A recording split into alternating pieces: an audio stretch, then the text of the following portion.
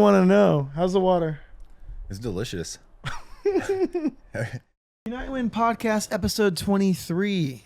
With me and Who Am You? That is Jimmy, Who Am You on Instagram.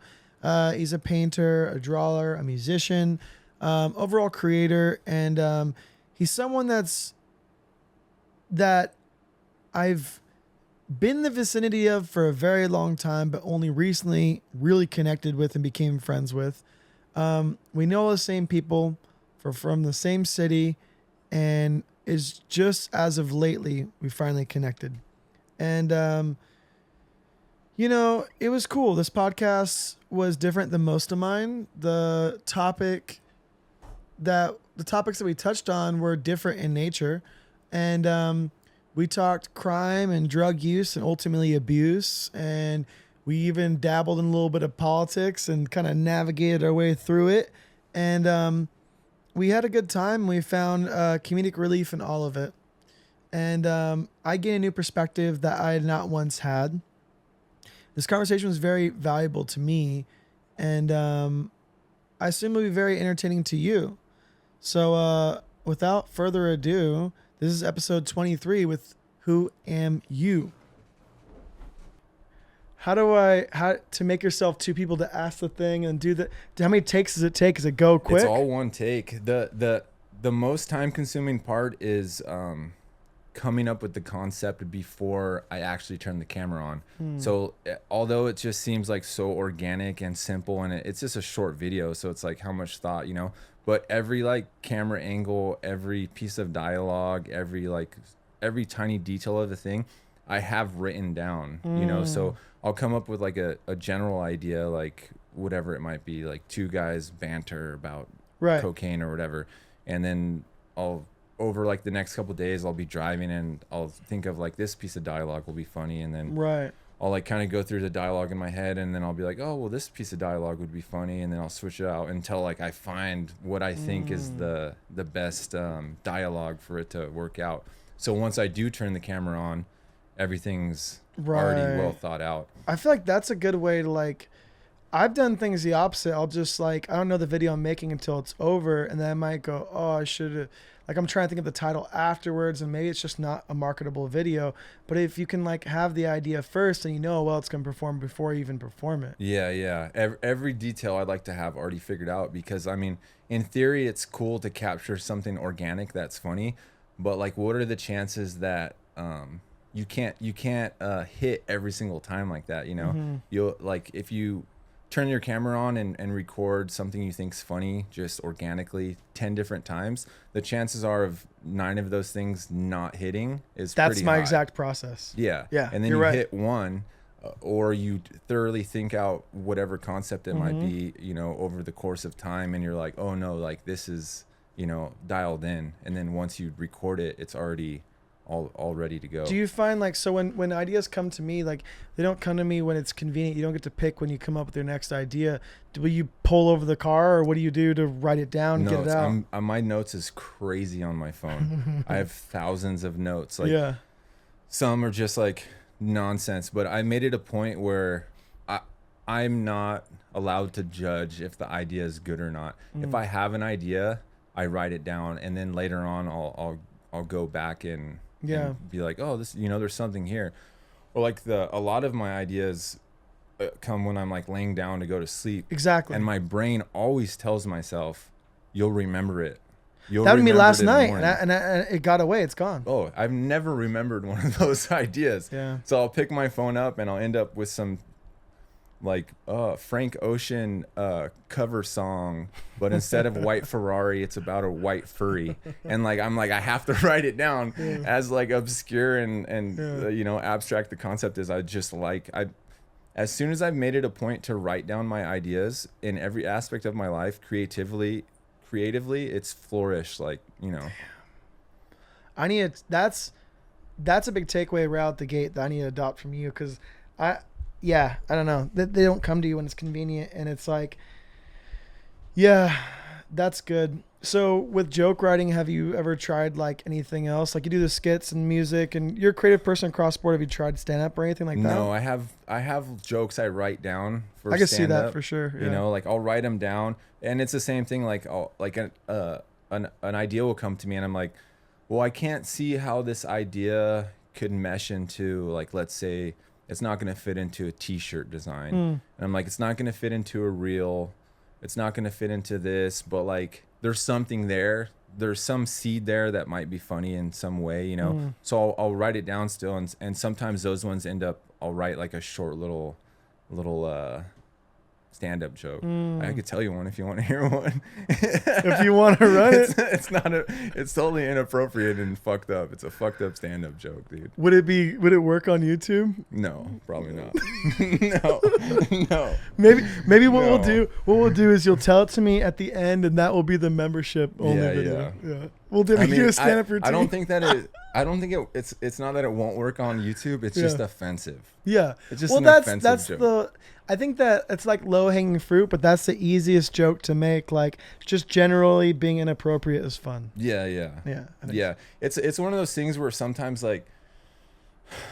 sometimes I'll make jokes about like fentanyl, because a lot of my content is like funny drug stuff that I've experienced. Right. So I feel like it's fair game. I lived through it. I'm allowed to joke about it. I never did fentanyl. Right. And people's lives have been devastated by loved ones dying, or, you know, their families falling apart by, you know, the death or whatever it might be. But at the same time, I'm like, there's something funny in this and I mean, little situation, you know? Yeah. And it's never to like offend someone, or it's never to like hurt someone, but I have to also recognize like it's a sensitive subject for some people, you know? Yeah, absolutely. But I think people aren't really coming to your page. They're not coming looking for jokes, being mad that there's like, the people that get mad at jokes, the people that weren't there looking for them. Yeah, that's true. You know, it struck them like when they weren't there to hear it, you know? Yeah. But if you're going there for it, then you're not gonna be mad that you found it. Yeah, that's true. You know? Surprisingly, I haven't had much hate. Yeah. Considering like what I'm joking about typically, I haven't had like a whole, like there'll be people like, oh man, cool, yeah, we're normalizing this now, and it's like it's all the people who aren't looking into like who I am, or like what I'm about, or like what I actually believe in. They're just seeing like a surface level joke about cocaine, and they're like, oh yeah, cool, man, let's normalize this. Yeah, that'll help the world.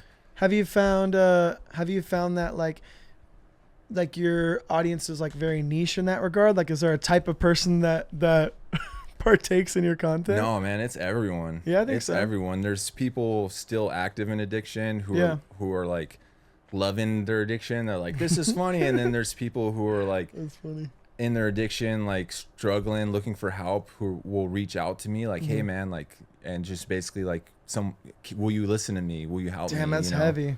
Which is, dude, I had no intention on that being a thing, but the amount of success that I have found in communicating with some of these people has like surpassed what I could have even imagined. Wow. Like I'll have people reach out to me, and not to like put anyone's business out, you know, but someone will reach out to me and be like, hey man, I've been using crystal meth for like 6 months every day. I find it like super, it helps me be productive at work, this or that. And I'll just tell them, I'm like, you know, I'll just break it down. I'll have like over the course of a few days, I'll talk to this person, you know, and they'll be like, wow, man, you really helped. And then that person will come back like 3 weeks later and be like, hey man, I took a leave of absence from work after that conversation, and I rented Airbnb out in the woods somewhere, and I came down, and like I've been going to meetings and like whatever, I've been clean since this date, and like I really want to thank you for that conversation we have.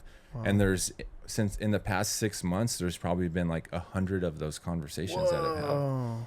And it's not like these aren't people who, I know if someone's pulling my leg, you know. Yeah, of course. I know these based on what these people are saying, and like the experiences they're sharing with me, and like I'm like, oh, this, like, I managed to actually reach this person and help this person, you know. And I think maybe it's just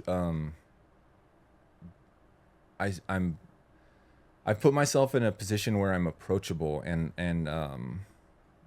like relatable. You know, I'm not like some douchebag in a suit. Like, hey man, like you what are you doing with your life? You Yeah, know? because not necessarily motivational content. Yeah, I'm not. I'm Yeah. not there like lecturing people or trying to Telling them how to live. some Yeah. clickbait of like cold plunges and exercise and diet. Right. You know, I'm literally in my content showing the people things that only someone who is in their current position would understand. You know, like some of the concepts are so obscure but so real that they're like, oh, this guy fucking gets it. There's no other way that this guy could have made this video unless he's experienced what I've experienced. Yeah, some of it, like, because I've never done drugs, some of it is foreign to me in the sense where I'm like, I'm almost like like one of your jokes might be like me listening to a song, like where I have a insight into that, but it's still a foreign thing for me to articulate, you know? Yeah, yeah. And some of it, like, it's so funny, hits so hard, and it's like, it's so random. When I asked if there was a certain type of person, I'm like, I wouldn't be in the demographic of the assumption of your content because I've never done drugs. Yeah, yeah. You know? Yeah, and it's more of like a in the club jokes, I guess. Right, People yeah. who are But I mean at the same time, like the demographic of substance abuse is everyone, you know. Everyone's been impacted. Everyone knows somebody. Yeah, so there's people that relate. They're like, oh, dude, my dad used to do stuff like Yep. that. And then there's people who are like, I'm still doing stuff like that, you know. Yeah, or like, yeah. you know. So there's 6-year-old ladies that reach out to me who are struggling with cocaine, and then there's like 50-year-old ladies who have been sober for 20 years. There's 23-year-old adult actresses. There's this, you Right. know, there's like every single demographic, you know. There's people in the UK who are dealing, you know, it's all over the map. Does any of that content get like, I want to say shadow banned, but oppressed, or doesn't take off like it should, do you think? I've kind of learned to navigate that, like what words I can't and can use. At first I didn't really know why some stuff was working and some stuff wasn't. But I think it's just like the algorithm doesn't pick certain things up. That makes sense. Yeah. Yeah. Like you can't use the word. I try not to use the word cocaine or Right. use the word drugs, you know. Yeah. But if it's like insinuated, Yeah. then it Or even a different slang for it or something. yeah, or- yeah. It's just like with music, sometimes you can like have it in the background. If there's enough noise in front of it, it's almost remixed enough where it won't get picked up or something. Yeah. Yeah. Yeah. The algorithm's really, I mean, ultimately that's kind of what I'm doing. I'm just kind of hacking the algorithm and figuring Yeah. out, like, I mean, you still need the concepts. I noticed the more a concept doesn't exclude a large percentage of an audience, the more successful it will be. Mm-hmm. Like, although I can make a piece of content about something that's was my drug of choice that I know more about and is more accurate, I could, if I make one about cocaine or alcohol, it's just like times More a relatable. 1,000. Yeah, just because it's more. You more could of a just like common take thing. out your chosen drug and insert the more popular one. yeah, Yeah. yeah. Because there's a lot of people since I've been doing it will be like, oh, like, will talk to me, like even people in person will like talk to me about cocaine, and I'm like, dude, I don't even like cocaine. I did it a lot, but it's disgusting. Like, it's not my fucking thing, and it's. Yo, bro, where you been at, Wayne? We get it. You're doing this podcast thing, but we want to know about you and where you been at, and what's going on, where your followers, why you leaving us hanging. I get it. I hear it. I hear what you're saying. We're getting this a lot. I'm a busy guy. I still got Unite and Win Tattoo. I still got Unite and Win Tattoo Supply. I'm still producing needles. I'm still that guy. I'm growing this right now. I got Norco Tattoo. That's my new shop just down the street from Unite and Win Tattoo. And I'm just a busy guy. I got time to tattoo. I prioritize that over sharing it and making into videos for you, unfortunately. But know this, it's always been about that. This has always been the vehicle to drive more business for me to make more tattoos. This has become an art of its own. This has become, in some ways, bigger than my tattooing. But it's always kind of still been for tattooing for me. But I will still exploit myself for your attention, such as this podcast here today. I'm not going anywhere. I'm just having trouble balancing my time, making time for everybody and everything that I do. But if you've ever wanted to get tattooed and you ever thought I was unobtainable and not accessible, I'm just email away. WayneFerrickson.com. Fill out the form, and it makes less back and forth for us. If you're traveling from out of the country, I don't book more than a month ahead. Still send your requests. We'll still BS. When the date gets closer, we'll lock in your deposit and we'll get you in. I didn't become a tattooer to do emails and swindle you. I see a lot of this. Everyone talks the same. Everyone walks the same. Everyone hustles the same. And I've always just kind of been like, I have time now, you know?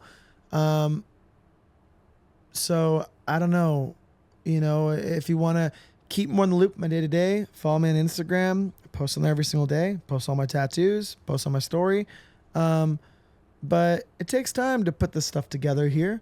And I still intend on catching you up, but I just wanted to take a little quick time from the podcast to pop in and catch you up a little bit, because I know you guys have been wondering.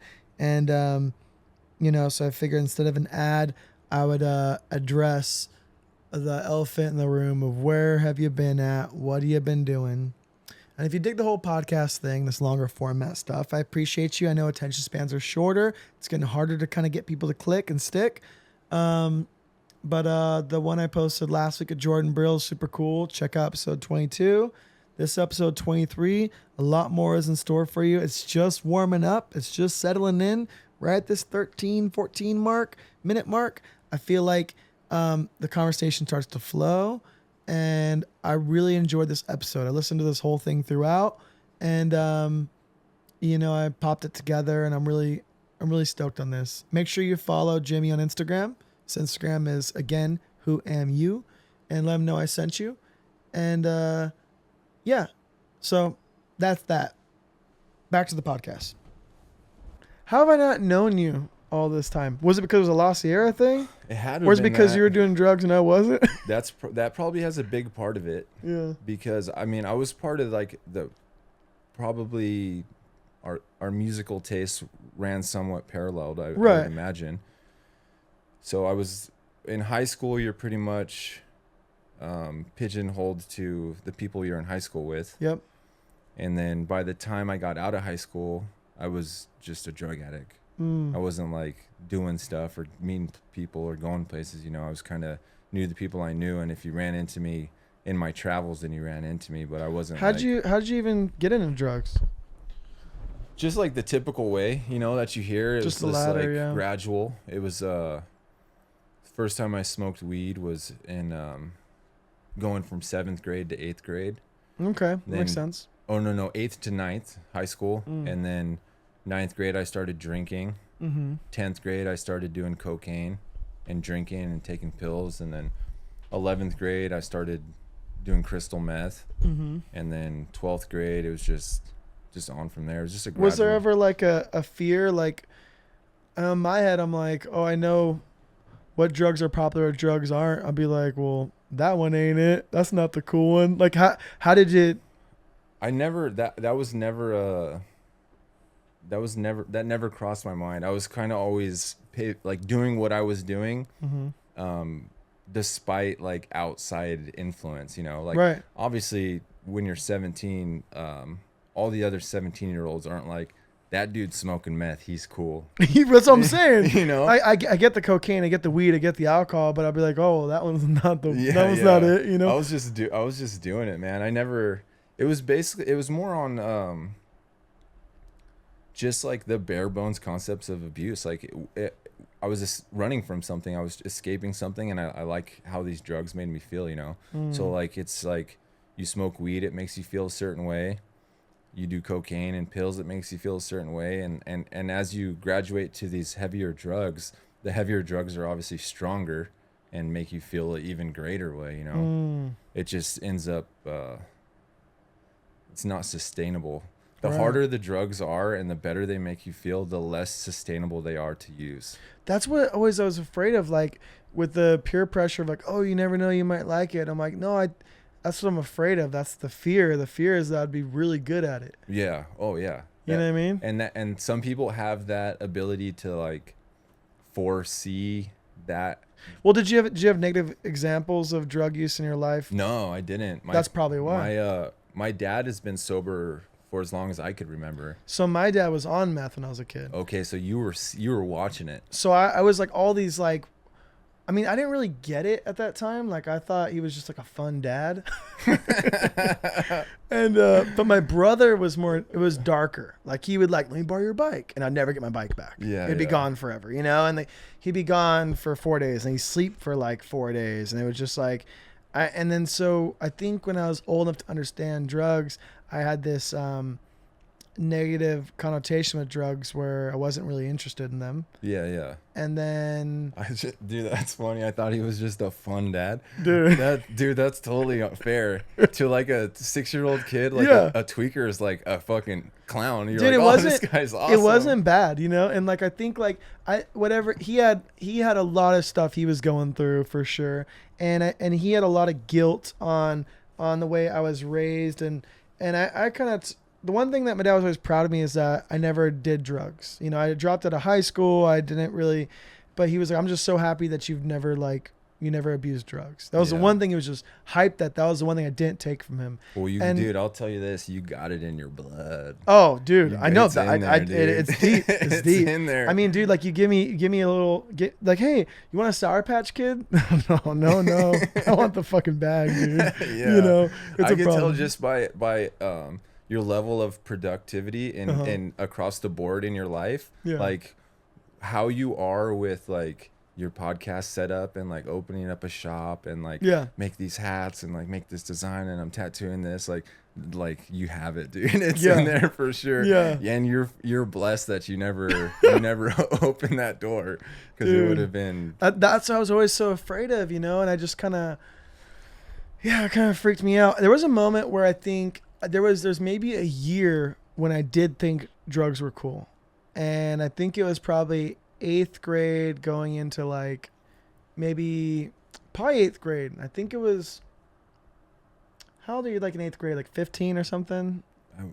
Or is that 7th grade? I'd say 14. I have no idea, honestly. I don't articulate numbers with stuff. I don't know. But I remember like my friend Susie Nava had her quince, and I think I had like a little margarita in her backyard, and it tasted nice because sugary. Yeah. And then I think me and my friend Manuel tried to get a biker to buy us alcohol, and it tasted gross. I was like, oh, it sucks. Yeah, where's the margaritas at? Yeah, you know what I'm saying, dude? And I think like I pretended to smoke cigarettes with a friend once, like just like not even inhaling it. You know, it was that asthma and shit. And I thought it tasted nasty, but I thought like Jim Greco was so cool in Baker 2G, you know? And so there was like, oh, like punk rock, skateboarder, like, oh, it's cool. And then I think like that was a pretty short window where I'm like, this is not me. And I think it was kind of like, ironically, as corny as it sounds, when I got into like youth crew hardcore, like Gorilla Biscuits and Warzone, Youth of Today and Judge, and it was like, oh man, this makes sense for me, you know? Yeah. Reading the Minor Threat lyrics, like, oh yeah, that's it, you know? Crazy. That gave me a reason to not want to do drugs. Yeah, for sure. Yeah. It's crazy to think about how many, like you said, like Jim Greco, no disrespect to Jim Greco, but how many kids were negatively affected by absolutely unintentional role model like that. Well, the whole Baker brand, like it was just idolizing like bad behavior. Look at even like there was an interview recently. It was like Bam Margera, and he was saying like, you know, you think about Bam Margera, like they wouldn't let him in the new like Jackass movie for being a jackass. You know, it's or you're not allowed to be on drugs. Like, what are you talking about? Our whole brand is drugs. Yeah, you know, that's what it started. Yeah, on. and it's like, and even those things where it's like, the things that would be cute about Bam would like put him on a list he's not proud to be on today. Yeah. Like you can't just go like run around naked as a 50-year-old man in a store. You can't throw a soda in a fast food worker's face, you know, like, so it's like, Yeah, I don't think those things are necessarily positive at all. No, you know? and how, like, let's say like Baker, for like going back to Baker, Yeah. like you're seeing, like throughout the video, let's say you're seeing 10 minutes of Dustin Dollins blacked out. Oh, yeah. It's funny, he's laughing, he's breaking shit, whatever. But like what you're not seeing is that the guy's struggling with alcoholism. Yeah. That guy's needing I mean, I don't know about him specifically, but I'm saying in general, Right. like this guy's like probably blowing through his money. He's probably pissing off loved ones. He's probably can't sleep without alcohol. He's probably fighting depression, Shaking, like, and, yeah. and you don't see that in the video. You just see like, oh man, he put a bottle rocket up his ass. This is funny, Right. So like you paint this picture for like the youth, and they're just making these decisions now based on that little bit that was glamorized, So it's the side of the coin you look at, right? So it's like, I think for whenever I would go out with friends and they'd party and they'd drink and this and that, and I wouldn't, like, the next day they would like articulate all the good in that night. And even if they were right and say it was 85% good, like, well, I'm really looking at like that 25% or whatever, you know, like I just, I'd be like, oh, that was a fun night, but like, damn, I don't want to have a headache the next day, or like, I don't want to get sick. Like, I don't want to throw up. Fuck throwing up, I don't want to, like, even the minute bare minimum, just not cool. I'd rather just like not, so I don't know. I kind of chose to never really participate. I think there was a period where I was like more, I thought about that more than I do currently. Now I think I have a more positive relationship with drugs and alcohol. I still don't do drugs and alcohol, but I understand it more now than I ever have. And like, I don't think it has to be the worst thing ever. And I have friends that abuse drugs and alcohol, and that's cool. And I have friends that abuse drug and alcohol, and it's not cool. And sometimes it works until it doesn't, you know? And it's also, I don't know if it's as a culture or a society, or if it's just because I notice it because of my peers, but it shifts. So as you're like, let's say 13 to 28, there's still a large population of the people that who are glamorizing it or well, it's cute when you're young, like crashing at your friend's house. Oh, I slept in the parking garage last night with Nate because we had nowhere to go. Well, it's like, look at our friend Nate now. Like, that sucks, dude. And like, rest in peace, and it's like, how could I have seen that coming? You know, like me and Nate were like straight edge together walking home from the showcase. Like, so terrifying, And I think it's like, you can only play that game for so long. It's like not sustainable. Eventually you're gonna have no friends left. Yeah. And then almost now, either as we're older, you're either embraced a more healthy, sober lifestyle for like your physical, your mental and emotional health, or you are living a life that you're not happy with. Like I don't know any 35-year-olds who go out and drink every night or go to the bar or using coke every night where they're like, man, this is fucking awesome. I'm so stoked on this. Typically they're like, man, I wish I could get sober. I wish I could stop drinking. I wish I didn't do this. Or like they're living in like a constant state of regret, where the same people, at age 25 or 20 or 14, they're like just in it, like enjoying life. They're like embracing it, and it's not sustainable in the long. And unfortunately, some of those people are feeling that feeling at 35. And when they're 65, they're going to be feeling the same feeling because they never took the initiative to get better and take care of themselves. Yeah. That's scary stuff, man. I don't know. It could have gone either way though. You know what I mean? Like, I think if I didn't have drug abuse in my family, then I could have been the one abusing drugs in my family.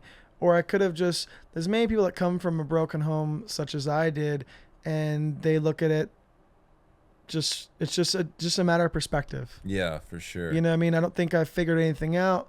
I think I'm more or less lucky. Yeah. It's to quote the young Aesop Rock, he said, things happen in life and they either destroy you or ultimately make you a stronger person. Actually, I think LP said that, but yeah. We'll take it. Huh? We'll take it. Yeah. One of those guys. I think you said it. Yeah, one of those white Just rappers. steal it. It's yours now. Yeah, it's true, man. Because I've seen it go both ways too. Because I knew people who I used to do drugs with where they come from a long line of drug addicts and prison and all that shit. You know, it's almost like Lieutenant Dan, but of meth, where it's like my grandpa, you know, did meth, and then his grandpa did meth, and then my dad did meth, and then now, and all of them, it's just a life of just what you do, drug abuse and prison, you know. And then there's people with you where like you stopped the, you know, you saw how it negatively affect you, and then you made a active decision to not live that life. You know, it's kind of fucked up too. Like, I feel like there's like this solidarity in sobriety that even addicts understand. Where I remember when I was like a kid and I'd be like, oh no, thanks, or I don't, you know, I'm good, whatever. And it'd be like, no, man, like you don't get it, or you should a little bit, or, you know, come on, you know. And I'm like, no, you know, the only way that people would leave me alone is if I lied and I said, oh no, I used to do that thing and I had an issue with it and I stopped and I haven't been doing that thing for a while. Oh no, dude, totally get it. Blah, blah, blah. It's like that was the cheat code to being left alone. Yeah. Why do you think that is? I don't know. I don't get it at all. It is an interesting phenomenon. Because but maybe there is.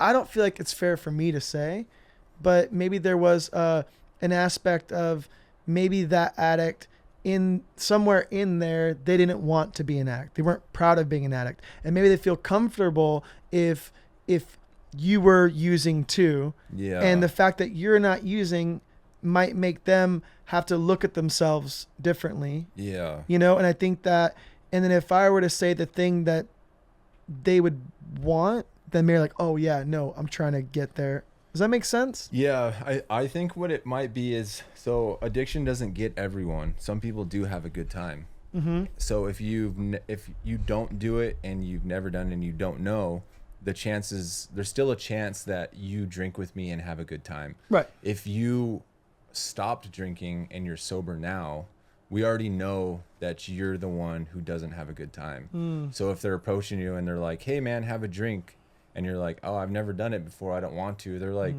oh, the potential for a good time is still here. Here, try it. But if you're like, no, I had to stop, they're like, oh, there's no potential for a good time here because this person already knows they're the person that doesn't have the good time. Yeah, it's kind of like when you're a kid and you're a picky eater and you're like, oh no, I don't like olives. Oh no, have you ever had olive before? No, I haven't. Ooh, this motherfucker just doesn't know yet. Like, he doesn't know. It's time to try olives today. That's exactly what it is. Yeah. But if you're like, no, I've had olives. Yeah. I mean, I just, dude, olive oil and everything. It's cool. Yeah, whatever. yeah. Just, maybe the green one's not. I don't know. There might even be a certain, like, an aspect of like wanting to be the person who gives this person the thing that makes them have a good time. Blessings. Yeah. Like, I was the gatekeeper of these fucking White Claws to Wayne, and he had an awesome night. And he's gonna look back and be like, "This is who put me on." Yeah.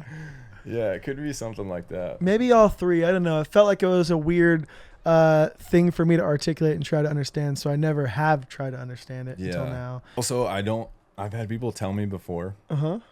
Just in regular life, they're like, dude, anything I say, you fucking say the opposite. That's good though. You need a friend like that. Yeah, but I want to make it clear. I'm not trying to be like, I'm here to challenge you, Wayne. Shit on what Wayne said. No, I'm never trying to do that, because people tell me that and I do it subconsciously, where someone would be like, oh dude, I really like those new Dodge Rams, and I'll be like, dude, those Dodge Rams are so ugly. Or they'll be like, dude, I fucking went to this place over here, and I'll be like, that place is nasty. Like, damn.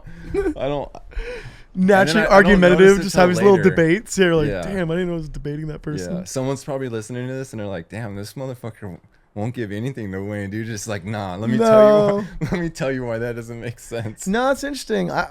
I'm an overthinker, so it's nice to overly think with you. Yeah. Oh, dude. I like it. I could overthink two different concepts, or the same concept, in two different 30-minute spans, and then be completely two opposing ideas that both make just as much sense to me. Yeah. I could be like, the color blue is the best color, and I'll be like, the color blue is the worst color, and I could spend just as much time like making sense of both of them. Yeah. And I'll sit there and argue at both of them too. Is the worst part. It's just like, so how do you pick the color? What do you go with in the end? Well, the truth is, purple's the best color. So. Now I'm gonna be like you. I hate purple. You don't like purple? Oh yeah, I see what you're doing. No. I don't like purple. Really? Purple Yeah. is my favorite color. It's like a royal color. It's an important color. It's a difficult color to make. I get that. Yeah. Well, purple I don't to fuck me with is visceral. What word am I looking for? Let me use a different word. I get a feeling from the color purple. Visceral. Visceral. Okay. What It's does like that mean? It's like a fancy casserole. Yeah. Hey Jamie, look up visceral. Visceral. Pull it up, young Jamie. When I see the color purple, I get a feeling. Okay. It's weird. Yeah. Like it gives me like a, you know. I feel like it's such an oddball color because it's not a bright color. It's kind of a dark color. It doesn't really, when you use it, it stands out. It doesn't go with the other colors, particularly like in my tattooing. Purple is like a certain time period of tattooing when that became introduced. Mhm. So that's a dead giveaway, a marker on what era my work was made in. But if I were to keep my work just black, brown, yellow, red, and green, then it could be anywhere like 60s, 50s, 40s, 30s. Ancient as time, modern as tomorrow. So now Purple makes it boom, 70s, 80s. Like Yeah. it's immediately a different time period. Now you're having a preconceived notion based on the time periods of purple. Well, purple's ancient too. But what I'm saying is, I just think that it doesn't. It never naturally fits. Dude, you almost I have to have force no purple in. purple in here. Look around, find that shit. On the Misfits cover up there's a little bit of purple. Yeah, but you didn't decide that. Little Danzig did. Yeah, I don't even like that shit. That fool sucks. You don't have any purple anything in here. It's not my thing. Dude, you're a real one for the anti-purple. Dude, I'm out here. Yeah, I mean, like, Purple and turquoise. I like turquoise. Like a bit, like you ever paint with like a real opaque turquoise Yeah. paint? I like that. Where you're just like, But do you wear purple? Will you buy a purple T-shirt? I won't wear purple. Smart man. But I'd like to be purple. Yeah, I don't know. I don't think. Oh no, there's a purple record right up there. That Oi compilation right there next to the Dystopia Aftermath record. Yeah. That's purple. Yeah, purple. Yeah, I don't wear purple. You're right. Maybe Yeah. I think it might come from painting. Like I like purple paint. I feel like the purple paint I like a color. It has to be more pink. Like it has I to. actually know that's not where it came from. I know exactly why I like the color purple. Is it something to do with rain? No. It's some crazy What? thing I experienced. What is it? And I'm not even. It sounds almost like hard to believe, or Mhm. like you're like, wow, dude, that's crazy. But so when I guess we're on a podcast, so I might as well tell the story. Yeah. So when I was 17, and I hate to go back to drugs, but I was on drugs when I was 17. I was taking a lot of drugs, but I would do this interesting thing where I would like convince myself it was for self-exploration. Mm-hmm. Like, you know, psychedelic drugs where I was like, oh, I'm learning about myself. And I learned later on, I was like just justifying my drug use by that bullshit. But I would take these drugs and I would like meditate. I would like put on some like chill music and I would like meditate. And for whatever reason, like it allowed me to leave my body easier. Like I didn't feel my body. I was able to go in more and like have these like experiences. Well, one time I was like in this like meditative state and I had like astral projected. I didn't even at the time know the word astral project until later on in my life. It wasn't like a hot word as it is now, you know? Right. But I experienced this thing and all of a sudden I was like, I wasn't experiencing it as myself because there was no self there to experience it, but there was like experience happening. And I was like this like purple, like magenta, like thing in space, like these bright, like vibrant purple colors. And then I like whatever came back, but not until later that day was I able to like intellectualize what had happened because I wasn't myself experiencing it. I was that thing existing. But ever since that day, I was like something about the purples of that thing that I turned into. It's just a positive color. It was just like a positive, warm, vibrant, like life. So I think ever since that day when I see a purple similar to that purple, like it makes me feel a certain way. That makes sense. For me, I look at it as like a literal just like, do I want a purple car? Do I want a purple t-shirt? Do I want purple shoes? Do I want a purple house? I like a purple sunset, but like almost all scenarios, like I could do without the color purple. Yeah, I wouldn't do purple in any of those situations either. A purple car? Heck no. Yeah. I guess you're thinking of like practical uses of the color purple. Practical purple. Yeah. Impractical purple. Impractical purple. Yeah. And I think I'm just thinking of like, if you just gave me a square of the color purple, I'd be like, it's kind of magical. If I was like a magician, I would wear some purple. there's something magical about purple. Yeah. You don't want to be imagine being a magician coming out in a yellow suit. No. Yeah, no. Purple suit. Shiny. Yeah. See those tricks from a mile away. Damn. So how did you? So I don't want to get too much into you know, your past drug abuse, but how did you come out of it? You don't want to get into it because you don't want to pry, or because you just don't want to.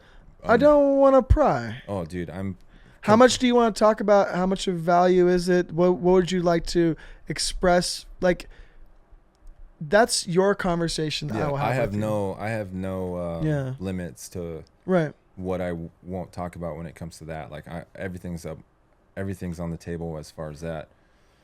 But I came out of it. That was what you asked, right? How did I come out of it? Mm-hmm.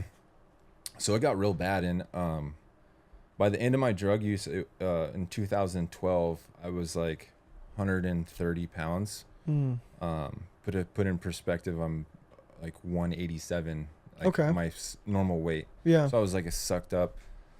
I got real paranoid. I had real bad psychosis. Like, I thought stuff was going on all the time. See people like in the trees and shit. No, it was much deeper than that. It was more layered than that. It was like more like schizophrenic, like you had like conspiracies and stuff. There was definitely like schizophrenic tendencies there. You know, like hearing things and like entire like concepts that I was hallucinating. I wasn't hallucinating just something visual. I was hallucinating like entire ideas about things, which is weird. You know. Just like aliens and interdimensional stuff, and then like on top of that, it was also like the surface level stuff of like things in trees, you know. But like, it was just a lot of shit going on, and I was like I would have like violent tendencies, you know. Sometimes the violent tendencies were for like things that actually were happening, and sometimes the violent tendencies were for things that I was making up in my head, which is really fucking sketchy if you think about it. Yeah. Like, this person could attack me right now for some shit that it's not even happening, you know? Yeah. So I was living on the street for a few years. My parents had a restraining order on me, respectfully. Were you full time on the street, or like you had places to crash? It was like kinda? I would be on the street for a few months, and then like I'd weasel my way in this house with this like broken family, you know, where the parents are like severely addicted to Oxycontin, and like it's kind of in and out house where the kids are running the house because like some of the kids are bringing drugs in for the parents who are strung out, and there's a young daughter who only eats Pop-Tarts, and the dad's a pervert, and the mom's fucking doesn't even know what's going on, and the daughter like, and it just was just like a circus. Like, some of the things I would see in some of these houses, it's just like unbelievably like heartbreaking and unbelievably like dark. Just not even just one specific house. There was like a lot of like these like squat houses I would live in throughout this time period, where it was just like that, like stuff like that. I don't get too detailed in because it's not my story to tell. It's those people's story to tell. But just like dark stuff. So it'd be like, you know, I'd sleep on the street 5 days of this week, and then one day I would stay up all night at this house, and then somehow I would be seeing this chick who lived in this squat house, and I would stay there until I burned someone and then had to leave, and then staying here. So at the end of my run, I had a friend who lived in a house where it was just, like I said, someone else's story. It was just a house falling apart, you know. Good people. I won't say anything bad about the people. You know, they were kind people. They were just going through some shit. They lost their house. They were living in a hotel. My buddy, who I was connected with them through, went to jail. I was living with his pregnant girlfriend and the mom, and then they got in a Section 8 apartment. And then my psychological problem got so bad that they left. Like I got so like dangerous to be around and so delusional and so like off the wall that, and I wouldn't leave. It was like my home base. Like, you know, Whoa, yeah. tweakers have like this weird thing where they'll just keep going to the same place, you know, like a cat that you leave food out for. So they ended up leaving. So I was squatting at this apartment complex for probably like 2 weeks. There was no running water, no electricity. I was just like smoking dope, and like I'd go in the day and commit crimes and go back. Right. And then the cops ended up coming, or the managers came, and they were like, dude, we're gonna call the cops, like you gotta leave, you know. And I'm like in all these delusions. I'm like 130 pounds. I don't have anything, like burning people left and right, just doing dirt. So I had to leave. So I went from staying kind of somewhere regularly for about like 5 months to like back on the street. So that day I was back on the street, I was like, this sucks. I need to get a good one today. You know, I need to come up today. So I'm like, I'm gonna rob my parents' house. And my parents, I don't talk to. Like, they had a restraining order on me. Like I said, like full respect on why they did it. There's no like ifs, ands, or buts of why they did it. You know, I get it. I went in their house, stole some shit, and took off. I was on a bicycle.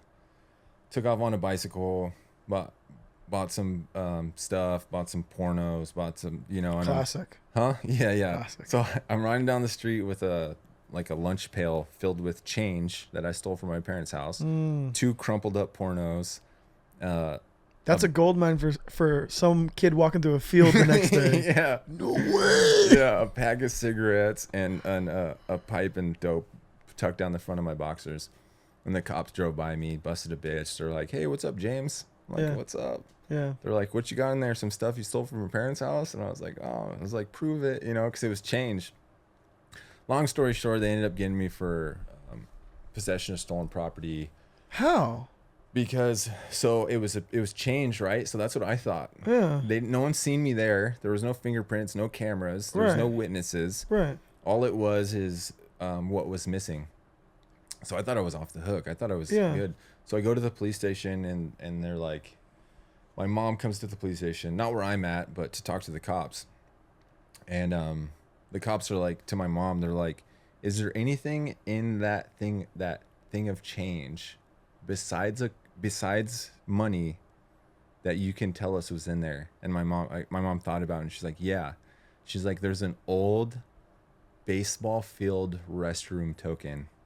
There's blue. Oh no way. Like, you know, like a restroom token. It just That she had in that change. Just threw it in there. Yeah. So that was the possession of stolen property, was that one thing. That's how they got it back to me. You know. Fuck. Yeah, but that time it's actually a kind of a crazy story. I had drugs on me that she didn't find the entire time. Oh shit. Okay. So she searched me on the side of the road. She took me to police station A, did 8 hours of paperwork. Took me to police station B, did another 6 hours of paperwork. Never found it. And I know when you go down underneath the jail, there's signs everywhere. If you take drugs or weapons or anything illegal past this point, it's increased 2 years onto the sentence, because now you're on certain property. So we're about to go down there, and I'm in the backseat of the car, and we're about to drive underneath the tunnel. And I'm like, hey, I got to tell you something. She's like, what? I was like, I got drugs on me. And she gets on the phone, and she's pissed, dude, because she just did like 12 hours of paperwork. And plus it looks bad on her that she didn't find it. Right. So she's on the phone. She's like, this motherfucker, this fucking. And then her boss comes, reaches down my pants and throws it on the floorboard of the cop car. Slams the door. And I'm like, so what's going to happen with that? I remember she looked at me in her rearview mirror, and she was like, we're going to pretend like that didn't happen. But from this day forward, anytime you run into me or one of my colleagues out in the streets, I want you to remember I did this for you. And I was like, bet. I was like, but that was the last time that's my sober day. It was July 20th, 2012. Oh shit, that's coming up. Yeah, next week. Whoa. Damn. Yeah. That'll be 12 years? 12 years. Wow, that's Yeah. amazing. So Have you ever ran into that lady again? not that lady, but I shortly after getting out of jail and like having like a few weeks of like normal life, Right. I was downtown. It might have been like a couple months actually. I was downtown with a friend, and I seen one of my regular arresting officers, because it was like the same like 6 officers that I ran into like twice a Right. week. And I went up to him and I was like, "Hey man," and he's like, "Hey," like he recognized me. He's like, "Hey, what's up, man?" And I shook his hand and I was just like, "I know you guys don't get this enough from people. You guys are always hated and whatever, but I want to thank you, because you guys have always, the reason that I'm living a more fruitful life is because the cops always arrested me, you know. So I just wanted to like show you some sort of appreciation for doing your job, and that you actually help people in some cases, you know." Wow. With that being said, fuck the police still, but no, I'm just No, but kidding. that's amazing. Yeah. I've never been one of those fuck the cops guys. Like, it's kind of like you, I mean, I guess you could argue in situations of a minority and all that stuff, but Right. for the most part, like, any way I've been treated by the cops, I deserved, you know. No one likes a boss or a daddy, and no one likes being judged, and no one likes the fear from what it could be. And I get that, and I'm a little bit in between, but it's not the main issue. Is that it's not. People talk about cops as if it's like as if it's not a choice. Like being a cop is a job. Yeah. Right? So I think the main thing is like the Blue Lives Matter thing, and like it's just kind of a fucked up comparison to even make a conversation about. And you know, you can't choose to not be black.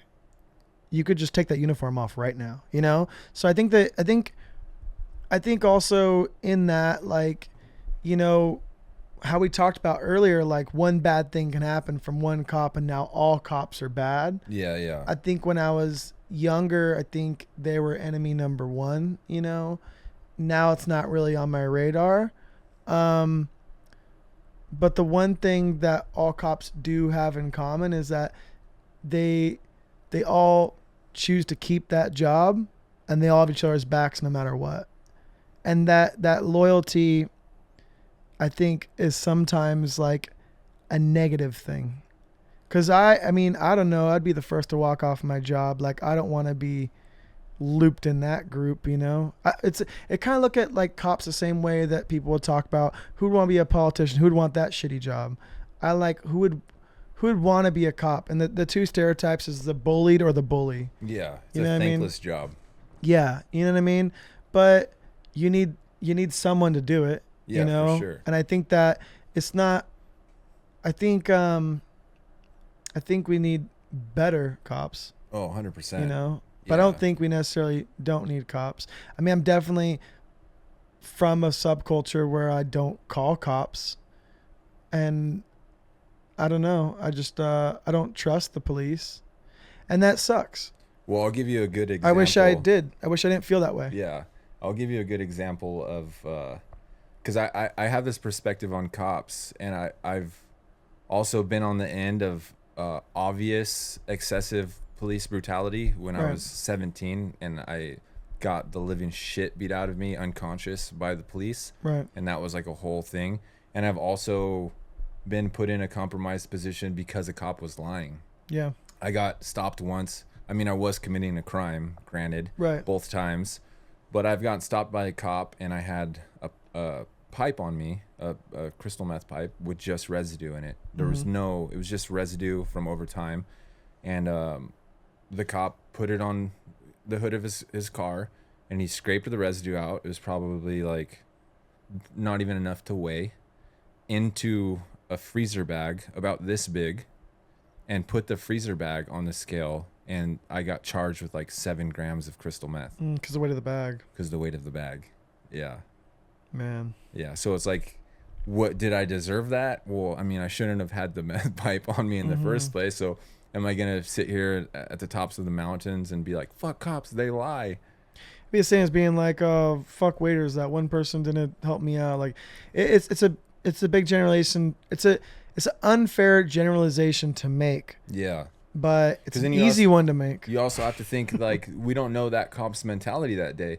That Right. cop's mentality could have been from a place of compassion where he's like, this is a kid. Like, this kid's 20 years old and he's smoking meth. I can't arrest him for what I got him for. He needs to stop doing this. He needs to fucking get better. Like, he needs consequences. I need to fucking put it in this bag so it's a higher weight, so it's a felony, so he could fucking go to jail and fucking get better. Otherwise, he would have just sent me on my way. Because that could have day. been your getting sober story. Yeah, you Yeah. know. So I mean, as much as I'm like, cops are liars, fuck cops. Like, I don't know where his head was at when he made that decision. You know, Yeah. because it was definitely a direct decision he made. Also, how do you not abuse that job? I would abuse the fuck out of that job. It'd I'd be drive that car hard. so fast It'd be on the hard. wrong side of the fucking road. Yeah, dude. With the lights on. Yeah, man. I Yeah. said, dude, I'm the first person to say that when someone's abusing power. I'm like, or when people are at like the top of the economy and make decisions to keep themselves at the top of the economy. Right. I'm like, dude, put me in a position to make decisions that make sure that I stay rich. It's gonna be hard for me to make another decision, you know. I think most people, regardless they say, I think their actions would be the same. Similar, yeah. Yeah. Yeah, if it's like, hey man, pass this bill and your net worth is gonna get cut in half. Mm. Or pass this bill, you stay rich, but it's gonna fuck all these people on the bottom end. I'd be like, oh man, you know, that's kind of a I hard hated decision to make. the zoning on where you could and could not open a tattoo shop in Riverside Mhm. until I got my tattoo shop in Riverside. Now I don't mind that zoning at all. Yeah. yeah. As soon as something is profiting you, Yeah. Right. you're like, oh man, like this is awesome. And it even goes to, like, not to get political, but like I don't even want to I don't even want to say it, dude. Maybe you shouldn't. I don't even want to say it, dude. Like certain presidents, you know, like Right. like there's certain presidents where ethically I'm like pfft, that is not a good idea, Right. you know. But I was making so much money for so many years where I'm like that guy needs to win, dude. Like I need that, I need that guy in there, dude. Like, you know. I tried to pay attention to it all. I tried, you know, I did, for a long time. It went full circle kind of. I used to be like, they're all bullshit. Like I looked at the way the presidents, everyone looks at cops. And then I kind of got like swindled into Obama being handsome. And I was like, he's kind of funny, kind of talks good. Like, this guy's not so bad. There's less to bitch about. And, you know, I don't know about the war crimes. I'm not at war, you know. These are good times. You know, we're having a good time right now. Yeah. And then he was like, and then he was gone. And it was like, well, fuck. And then, you know, we got the other guy. And that was embarrassing more than anything. And then I was really about Bernie. I gave Bernie money. I was feeling the fucking burn. I was about it. And I felt like that was a glimmer of hope. Someone speaking, saying the things I wanted to hear. And it didn't happen. And I didn't get my way. And I kind of found that like, it's all just kind of a waste of my time to worry about politics because I'm not a politician. And it's wasting my time to worry about war because I'm not in the military. I'm an American and I get to choose what I want to benefit from what has been laid out for me. The things that we haven't always got them justly. And I think we haven't got any of it. no, man, you know, From day like one. if you put me in the position to make those decisions, I wouldn't make them. But if you put me in the position to benefit from them, You wouldn't change them. I'm going to chill. Yeah. You know, I think most people feel that way too. You know what I Yeah. mean? I think that people want to relate. They want solidarity. They want to fight for the good, and they want to be a victim. I think being a victim is something that's very popular right now. You know, you could be at war right now on your Instagram. You could be following war content, and you could say we, and it's them, and it's they. And no, it's none of. I'm not involved in that decision. I'm not there. I didn't even know about it today. Yeah. That's something I don't even have. I shouldn't even be able to have access to that news. It's so far away. Yeah. So I just kind of choose to think a little bit more locally and worry. I don't know. Worry about shit that's bad when it kind of gets bad, and maybe that's ignorant. And I don't know, but I don't think I need to be aware of all the atrocities in all the world at all given time. I don't think it's healthy, and I don't think I'm going to change the world today. Yeah, I feel you. But I can change my perspective right now. Yeah, I would say I'm the same way. I know I just made a comment about it, kind of half jokingly, but yeah, Yeah. I'd say 0.05% of my daily brain process is Yeah. geared towards anything political. Yeah, And because it's I'm like, kind of the same way. Like, yeah. I'm gonna argue. I'm always gonna have limited amount of information and perspective on the decisions. I don't think those politicians care about me. I don't think they know No. me. I don't think they give a fuck about me. No. I don't think they would watch me talk for an hour on TV. I don't think they have my best interests in mind. So I just kind of may have more in common with them than I think because I don't pay no attention to them. Yeah. I only care about me and they only care about them. Yeah. So to get back on what we're saying, so when you had your sober day and you go into jail, what was the decision like the very first day you're out of jail? Like you get out of jail, boom. Do you go get drugs? What was that decision like? Well, it wasn't. It's not simple. It's pretty complex because I had done time in jail, so many times prior. Mm-hmm. I mean, granted, there was times that I was in jail where I'm like, I can't wait to get out. I'm gonna get high, and Right. I'd get out and get high. But there was also times when I was like, committed to wanting to stay sober and get sober with Mhm. no game plan. I just made like a mental decision, like, I'm gonna get sober. Let's go. And I would get out, and guess what would happen? I would fail. With no plan, I would fail. I would get out, I would end up here, there, get this urge or whatever it might be, and I'd be high within 4 days. So I would learn each time that would happen, I would learn a new lesson. That I would reflect on later. Obviously, I wouldn't be reflecting on it while I was getting high. You know, I'd spend another 2 years getting high or a year getting high until I got busted again. Yeah. So that last time I got busted, I had all those prior lessons that I had learned through failure of wanting to get sober and not succeeding, you know, to reflect on. So I knew I had to actually implement a game plan for what I was going to do physically when I got out, the places I was and wasn't going to do, and the things that I was going to practice physically. And then I also had to learn new things mentally, like new mental exercises and new ways to help with impulse control and all these different things, you know. So from day one, when I got busted, I was like, okay, time to fucking turn it up and figure this shit out, because I ended up getting 3 months in jail. So I'm like, I have 3 months to Figure it out. figure out what I'm going to do to stay sober when I got out. So that first 2 weeks, it was just absolutely like my central nervous system was shot. Like my ability to recall ideas, my ability to even count to 10. Like I couldn't read. I couldn't, like my brain was in like a like shock basically from being on this drug for so long and so much malnourishment and so much like abuse and all this shit. Like I couldn't formulate like full thoughts or full sentences or full concepts or anything, you know? So I would lay in bed, I would count to 10.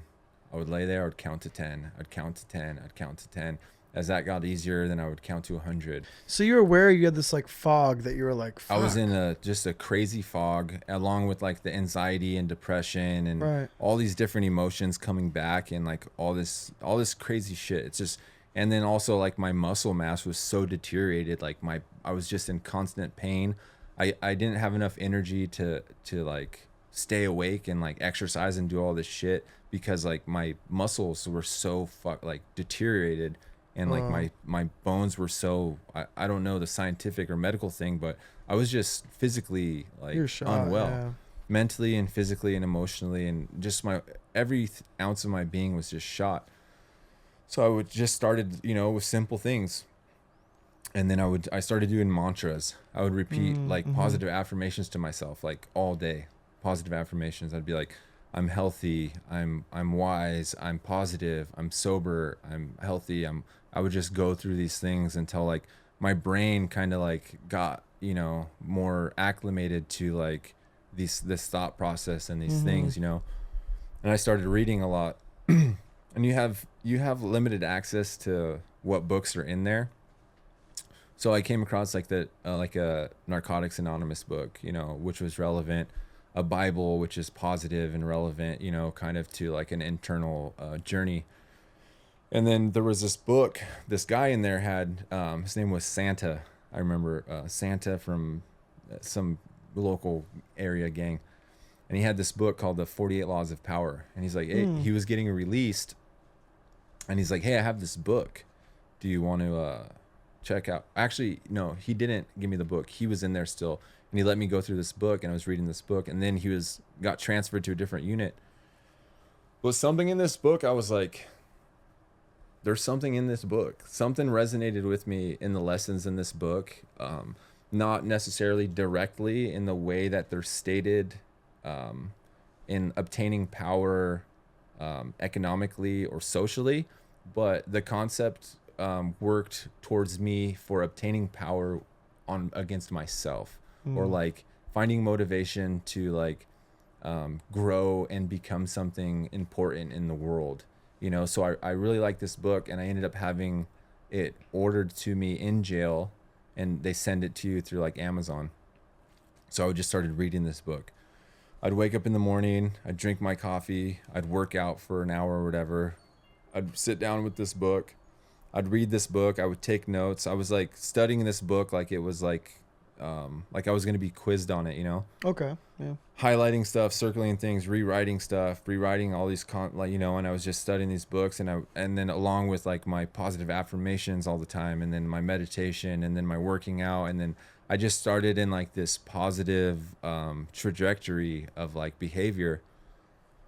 And then I just kind of mentally, like I would write down like a game plan of like things I was going to do when I got out, or like have in my idea like things I'm going to do from like the day I got out, like the next day, like things I was going to do, like implement into my life, the places I wasn't going to go, the places I wasn't going to develop a game plan. Yeah. A game plan. Yeah. I developed a game plan. So I ended up getting out 3 months later, and got out, and I just implemented it. You know, I kept a positive thing. I stayed away from certain people. I had learned like mental gymnastics I could do to like help with my impulse control. So I wouldn't like make these like brash decisions on a whim and go use, you know? So like one day turned to two, I got a gym membership, and then I just kind of lived in the gym. I'd go to the gym at 6 a.m. I'd come home and eat, maybe like rest a little bit. I'd go to the gym again midday sometimes, come home, like rest, whatever, read, paint, make art. And then I'd go to the gym again at night. And I was just doing that every day, you know, and just growing trust with people. And what were you getting out of exercise that was helping you? The exercise is everything. It was not only like keeping my physical body in check and getting the blood pumping through my body, because 3 months still in jail, like my body was still not fully recovered from the damage I had done, you know? So it was just like keeping the blood flowing, keeping the chemicals in my brain working, you know, getting that dopamine and serotonin working properly for natural reasons and not synthetic reasons, you know?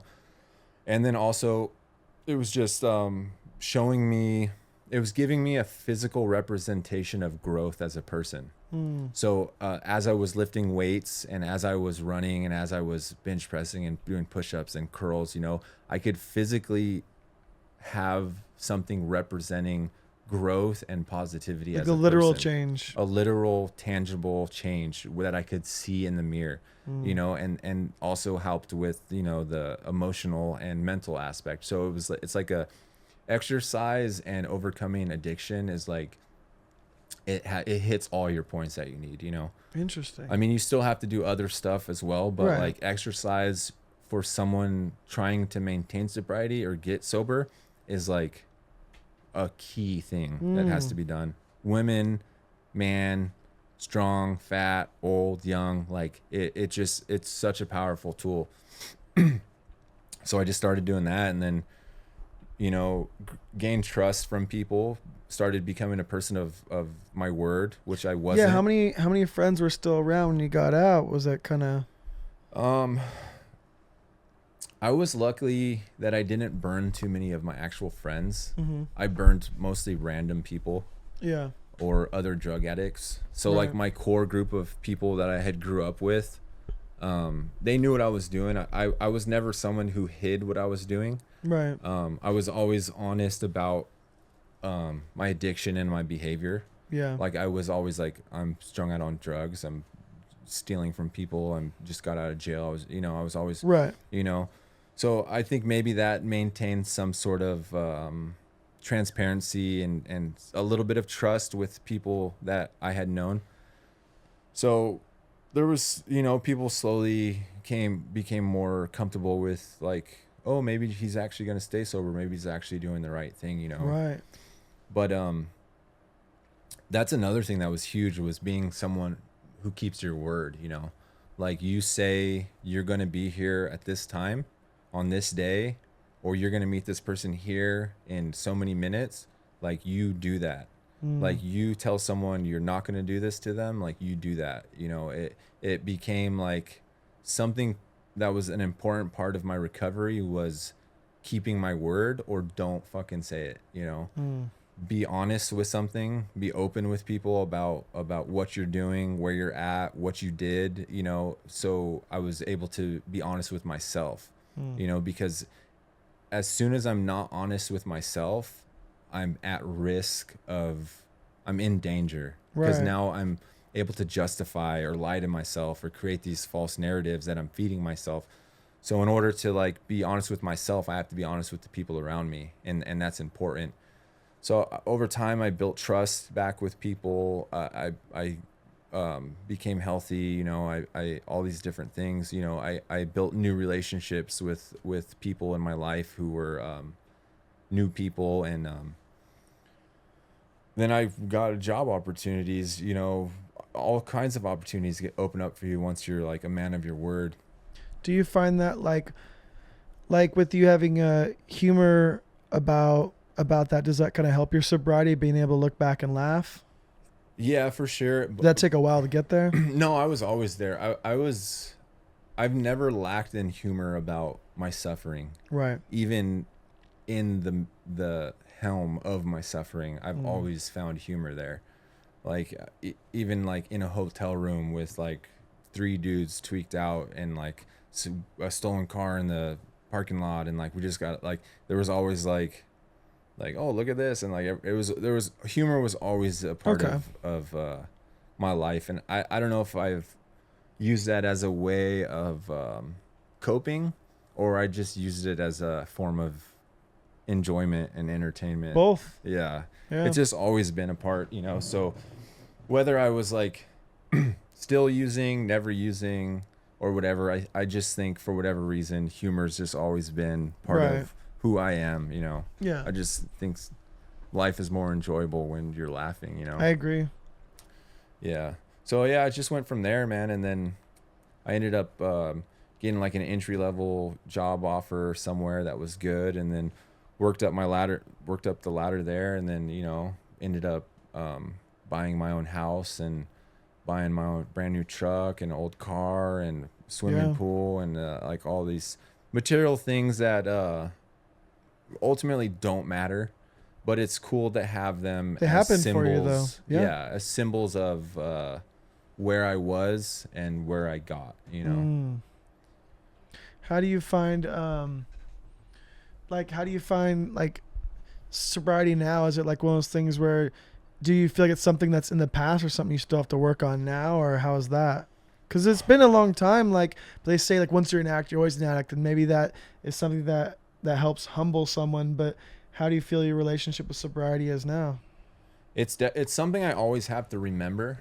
It's not something that I struggle with. That's why I assume the humor would help with it. Yeah. Yeah, most definitely. The humor definitely helps like give a playful perspective to like the sickness. I wouldn't say like there's any days I wake up or throughout the day where I'm like, I wish I could do drugs, or I wish I could drink. That doesn't happen, but there's I still have to remember that I'm a sick person when it comes to that, because I can't like afford to have a thought where I'm like, I could have a beer, Right. Everyone's swimming at my house. Like everyone's drinking. No, everyone's fine. Like I could have a beer. Like I can't allow those thoughts because like it's not a beer. It's one beer, and the next weekend it's 6 beers. You And know then the next, yourself well enough. yeah, I have to be honest with myself of who I am. Not because I'm struggling with sobriety, but because if I'm not honest about it, I'm susceptible to falling in old behaviors. That's always felt like my perspective when I've never had those behaviors. I think because of my family, like, Yeah. you know. Yeah, and that's awesome that you were able to Yeah. have that. I don't know. I don't.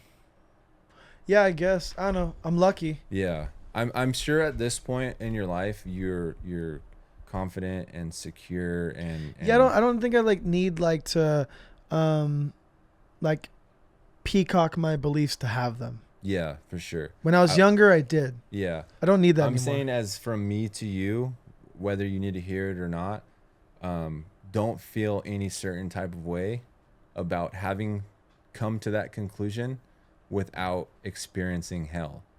Like you didn't miss out on anything. There's nothing in your character that you're missing because you didn't have that.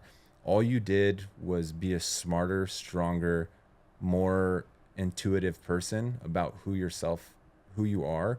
You know, there's no, because we kind of touched on it earlier where people would be like, respect you almost less for Right. not doing drugs Yeah. than if you had been a sober person. But like coming from someone who went through all that shit, like there's you didn't miss out on anything by coming to that. Because it does seem like what you just said does feel like you almost have to like earn it. Yeah. It's dude. You have to earn that perspective. If I could go back and not do it, yeah. I fucking would. And any opportunity I have to keep someone from having to fucking come to that perspective the way I did, like I try to stop. There's no deviation in the amount of respect I have for someone who went through addiction and got out of it from someone who just seen it from the beginning and never went through it, you know? Yeah, that makes sense. Yeah. So how did you come to like, did it take courage? Like how did you come around to making the funny videos and kind of where you're at now? It's so different. It was on accident, honestly. So I had been, I'm an artist. That's what I identify as a painter. And then I also am a musician. And I was spending all this time on... Well, whatever you do, you bring like, you're an artist doing it. So everything is art in a sense. Yeah, for sure. I mean, I guess more specifically visual artist. Rather than a performance artist. Yeah. So I was spending all this time in doing these paintings that I take, months to do. Right. Or spending all this time in these songs to do, and then ultimately like releasing it into a void, into nothing, into like I spend 3 months on a painting and release it for people to look at. I mean, I guess I could be doing more groundwork, but as far as the internet goes, and get like 12 likes, or like one person engaging, like, cool, dude. Or like some song, I'm like, oh, this song is awesome. And then put it out. And then I came to like some weird like thought in my head where I'm like, I'm trying to release these things on a site that is formatted for something else. Like the algorithm and all this stuff, it's formatted for a certain type of thing to succeed on it, and that's not what I'm doing, so I had these ideas. I was like, maybe I'll do like some funny sketches. Like I kind of like dabbled in like a couple funny like videos, or like tried to do some time lapses, or like kind of mix like funny video into like my art and like disguise it. But then I was still not playing with the rules of the algorithm and the internet and like how things, what things succeed and why they succeed on the internet. So I literally studied, like, as I looked into it as much as I could, what traits videos have, why they work good on the internet, why you do this, why you have a hook, why you have good lighting, why you have good audio, why the duration of like all these things. And then finally I made one, and like the first one I did in like 3 days, it like went past 1 million. And Damn. I'm like, oh, well, that's cool. You know, I can't not try again. So I did another one, and then the next one did like, you know, within the course of a week did like 2.3 million. Right. So I'm like, well, I guess I got to do it again. And then I did it again. And then like now it's like, since then there's probably like, you know, 100 million views of video views on my Instagram, you know? Yeah. But it was originally just to play the game, to get the eyes. And then once I have the eyes, show them what Show me your art. I'm yeah. passionate about. Okay. But what happened that I wasn't planning for was the service I was doing for people suffering from addiction still, or people newly out of addiction, or people in sobriety who can watch these things and relate to them and like help. So it ended up turning into this its own thing that has nothing to do with me, music, or art. And like the only reason that that was what I was making it was about was because that's what I'm familiar with Right. funny drug stuff, you know. I was never like, oh, I'm gonna help so many people by making these funny videos, you know. It was just like a completely unintentional byproduct of Wow. trying to exploit my art. That makes sense. I mean, you don't pick your audience, you know, and also your intention almost doesn't matter. It's just how someone like receives it, Yeah. you know. That's interesting. Yeah. Well, I mean, it's not like I wasn't gonna make a drug video that glorified drugs, Right. being someone who suffered from addiction. Right. So the only thing that I was gonna do was make something funny that showed drugs in a detrimental way. Has that made you feel like empowered or like pigeonholed by that? Are you afraid to like make videos about other things? Like, oh shit, now I have this subculture, this subgenre I have to pander to. With real, like actual, like just making real wise, Yeah. definitely pigeonholed, Right. for sure. And I'm pigeonholing myself because I'm selfishly wanting the performance from the videos, For sure. you know. So Because people are like, no, we want this from you. yeah, that's just I kind of know now like what's gonna work, you know, and to get the numbers that I want.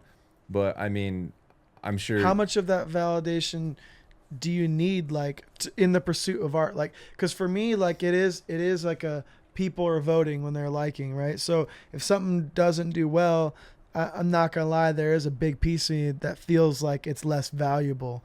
But I understand enough now to know, like, okay, sometimes people just didn't see that post, or sometimes Yeah. it just doesn't matter to them as much as it matters to me. It's just a fucking photo they scrolled past. Yeah. And then the engagement is just different. Like, they're still looking at it, it's not tapping it anymore. Things change. But I think it could kind of like, it's very rewarding. It's hard not to continue down that path, Yeah, right? it's addicting for sure. And then I also have to like, there's two. I mean, this might not interest anyone, but there's like two different kinds of shit to make. You know, you make one kind of shit that's gonna work well to get new viewers, and then you make the other kind of shit for the viewers that you already have. Because you can make a 2 minute, and there's some inside baseball known probably. Okay, yeah. So I make the 15-second super funny, fast hook, fast message, easy digestible, bright lights, good mic, 15 seconds long. Gonna get people to watch the duration of the video. It's gonna hit the algorithm. It's gonna continue to hit the algorithm. It's gonna get 30 million views. It's gonna get me 12,000 followers, you know. But then once I have those followers, now I can make a minute-long video about something I'm more passionate about for those eyes. It's not going to get thrown into the algorithm because it's 2 minutes long. But you already got them there. Why get their attention? Hold on. I want Yeah. to tell you about this incredible opportunity. Yeah. Well, now that I got you guys here, let me show you some other stuff. Have you ever heard of a timeshare? Yeah. No shit. Yeah, so it's all how, you know, and then there's just so many aspects of it, because then there's like the helping aspect, then there's like getting the creative part of me out aspect, and then now there's like an aspect where like I selfishly want to like monetize it and make money off of it, you know. Well, it's work. Why wouldn't you want to get paid for your work? Yeah, but it's also an interesting People think that like just because something's enjoyable doesn't mean it's of value when they're Yeah. getting value out of it. Yeah. but being specifically what it is, there's like a weird dance I have to do where I need to find a way to monetize it somehow, but never monetize the help. I'll always give the help for free. There'll never be a time when I know that I feel like I have an answer that someone needs, but I'm gonna tell them they have to give me something for it. Like it's something that I'll always do as best as my ability at Yeah. any level that I reach. If someone's like, "Hey, can you help me? I need help right now." And if there's something I can say to help that person, I'll never put a paywall there, you know?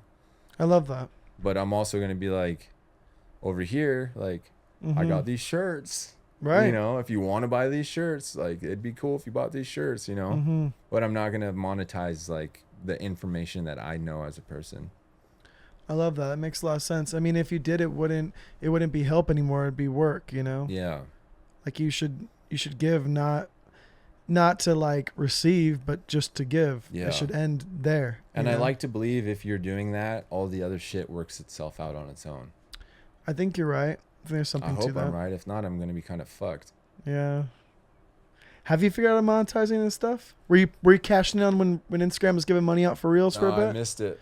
I got a little bit of it. Now I missed make it, reels. Dude, in the past 2 weeks, It was only like a month, but like when they first were trying to compete with TikTok. It was a reels bonus, right? Yeah, dude. I got a reel that did like nothing. It was like 10,000 views, got like $100. Like if you just got 1 million views just one time in that month, like they were giving out big money to get you on the hook. And then once you're on the hook after like the month or two, it was like, okay, cool. You can still achieve this after you hit 1 million. So it had to be 1 million plus. Yeah. And it was like, well, damn, you let me get a taste. And now you just like upped. Now, how do I get there? And I just kind of lost interest pretty quick. Well, dude, check this out. With that being said, in the past 2 weeks, my videos have like 70,000 views. No. Sorry. In the past 2 weeks, my videos have 70 million views. Damn. So whatever that would have been. Is that cross-platform or just Instagram? That's just Instagram. Do you fuck with TikTok or anything? I just started making a TikTok. I just made a TikTok and started like posting the shit I already have on Yeah, there. just recycle it, yeah. And then I think in like a week, I've gotten like 800 followers on there. Okay. But I think I think the app knows how active you are on the app, scrolling and clicking and liking. So I don't. Well, why wouldn't it? You know? Yeah, why wouldn't it? I don't think it. You have to be a consumer. You also have to be a consumer. It's not going to give you the fruits if you're not out there consuming it. I think you're right. I mean, and I think that might be a cross-platform because like I had some AI shit chop up some clips from my YouTube channel, and it was like you just put the thing in there, and then you could type in keywords, or if it's questions or a documentary, it's a podcast, and it'll give you like 30 fucking reels ready to go, and it'll have descriptions, titles, and hashtags ready to go. And it's pretty generic, and it picks weird shit. And out of the 30, there might be 3 that are like, oh shit, that's pretty good. I didn't even like. You might just edit one word off of it, and then the title's a little corny. Okay, get rid of some of the hashtags, whatever. And I used it for and you could upload it to YouTube, TikTok, Instagram, Facebook, all these different places, and they didn't do well at all. Do you know why I think that is? I think their AI Knows. detects your AI. Yeah. So it's keeping from people farming content. Right. Because now you're having people just. But if the content's good enough, it'll still get awarded. Yeah. It's both. Because you can see a celebrity has 1 million fake channels, and those channels will do fucking real well. So the content still always wins, but you're not going to get that free ride if you're coming in like that. Because I've had random shit where I just like clipped just the littlest thing and boom, does fucking well.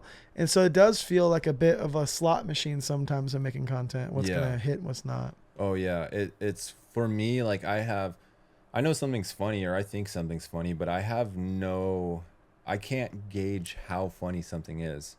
Like I think it's funny or I wouldn't make it, but there'll be some where I'm like, this is the funniest thing in the world, and then I put it out and it's either not relatable or it's too abstract or like only it pigeonholes a certain audience, you know, where it doesn't do so good. But then I have some where I'm like, oh, this is, you know, this one's all right. It's kind of, and then I put it out and it's like fucking 26 million views. Yeah, you in never know. 2 weeks. I'm yeah. like, that's crazy. Sometimes you just gotta throw it up. Like, I feel like, you know, I always kind of, man, I learned this analytical thinking side of this marketing stuff much, like hundreds of videos later. But I think a lot of the ways I looked at it was just chance. And it was like, if I painted a flash sheet with 6 designs, maybe I got to tattoo 1. If I didn't paint a flash sheet, I would tattoo none. When I made my first videos, I made like 10 videos and 1 took off. And I was like, well, maybe if I make 10 more videos, maybe 1 more will take off. And I think for a long time, I kind of wouldn't do what would work on purpose. Cause like, no, that ain't me. And I think that kind of worked until I had a very slow growth. And I don't know. I've always struggled with my relationship of social media and like how I should do it versus how I actually do it. Yeah. You know? Yeah, it's definitely weird. I've always looked at it as a long game because I've always benefited from the video I'm making is really just a commercial for what I'm already selling. So when I do start to get greedy and think I should be getting paid more and getting more views and this and that and blah, blah, blah, I get reminded every day of like my appointment earlier, like, oh, I followed you on YouTube 4 years ago. And then I traveled out here to get tattooed by you. And it's like, okay, that's it. There it is. Yeah. I think I should be paying to be able to put this thing up. Yeah. The thing that like at sometimes you think so silly actually can turn into something tangible. And that's why I think that's what kept me from making social media like a job. Because I always wanted to retain this sense of like, no, it's not tattooing is my job. This is just like a piece of that. You know what I mean? Yeah. Like in you, in the sense of saying, you know, I'm an artist. Like this is the art form that I put out to get attention to my art. Like, hey, yeah, I make YouTube videos, but really I do this. Like, it's kind of it's a tricky one. You know what I mean? It's a weird thing to navigate as a creative person. Cause like you tend to want to, I personally have more respect for artists who are purists, but I also understand sometimes you're not going to get fed that way. Yeah, it's romantic, but like it's romantic, exactly. Yeah, but at the same, you also can't be painting in a cave. Yeah.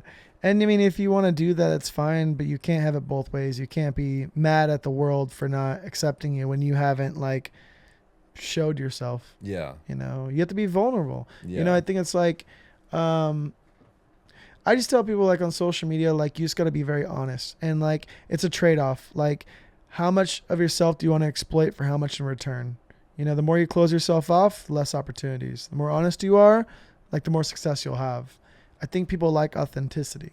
I think people, they can watch an actor. They can watch, even like the lighting and shit. Like, how much does this stuff really matter? If you want a really good production value, you wouldn't watch my production. You go, there's better production value.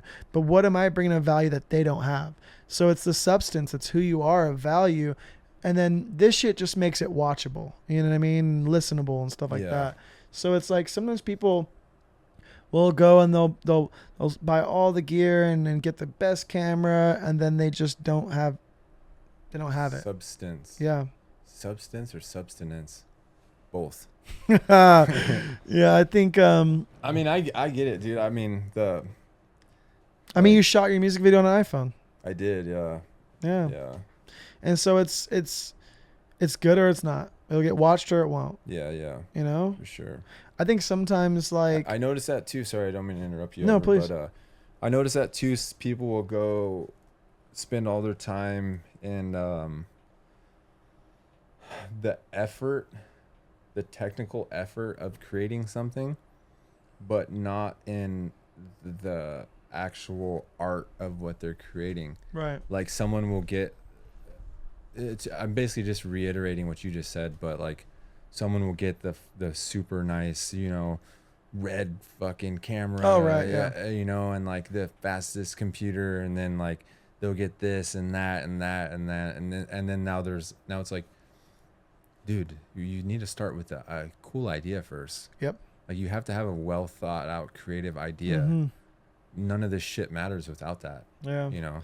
It's like this is like a like reference material and like tattooing. It's like you'd rather have like a poorly done, really cool image than like a really well done whack image. Yeah. Like I'd rather have like a terrible Bart Simpson than like an incredible original piece I'm not connected to. Yeah. You know? A butterfly. Yeah. And it's like I tell people too, it's like you don't want to hear the cover song of the cover song of the cover song of the cover song. Like if you're Q-Tip and Tribe Called Quest, you're just going to get the sample from the source and then you're going to use that. You're not going to sample the sample of the sample of the sample. You're too far down the line. No one wants to hear it. Yeah. Yeah. You know? Yeah. I think I tell myself that too, to make myself feel less silly about creating things on social media. Because I'm doing the same thing that the girl that's selling fucking. Yeah, it's no different. Yeah. Yeah, she's like, let me show you guys my yoga mat today, and Right. let me get ready with me. And I'm like, oh man, this shit is so fucking cringy. Mm-hmm. Like, what the fuck? I'm part of the same fucking thing that this girl's doing. Yeah, it's just like you're not her audience. Yeah, yeah. You know what I mean? People are watching or they're not. Yeah, And it's I like probably honestly would watch that, what I just said. That's funny. So, is there anything that you want to touch on before we wrap this thing up? Since I have go make a tattoo tonight.